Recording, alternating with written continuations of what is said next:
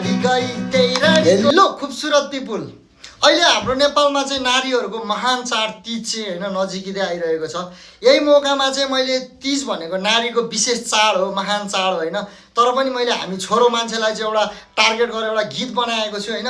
त्यो गीतले चाहिँ हामी छोरा मान्छेको पीडालाई दर्शाउन खोजिरहेको छ, किनकि अब अहिले नेपाल अधिराज्यभरि नै होइन अब मौलिक तीज गीत गाएर तीज मनाउने भन्ने कुरो त हराइसकेको छ। अहिले त त्यही म त ढले ढले होइन, हरियो काँक्रो गरम गरम मकैबारी तरम तरम भन्ने टाइपको गीतहरू चल्छ। आज यो मौलिक शैलीमा मैले मेरो आफ्नै शब्द राखेर मेरो भाउजूको साथमा तीज गीत गाउँदैछु, कस्तो हुन्छ भनिदिनु होला है त।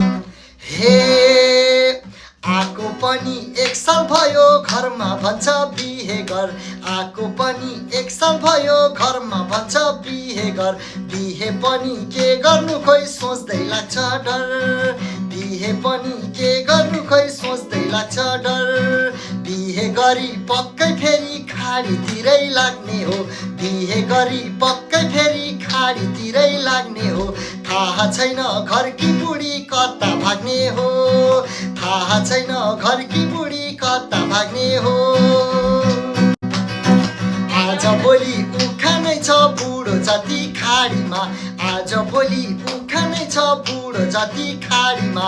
घरकी बुढी कुन चाहिँसँग नरकटखारीमा, घरको बुढी कुन चाहिँसँग नरकटखारीमा। बिहे पनि गर्दिन म भर पनि पर्दिन, बिहे पनि गर्दिन म भर पनि पर्दिन। खाडी गई त्यही रानीको यादमा मर्दिन, खाडी गई त्यही रानीको यादमा मर्दिन।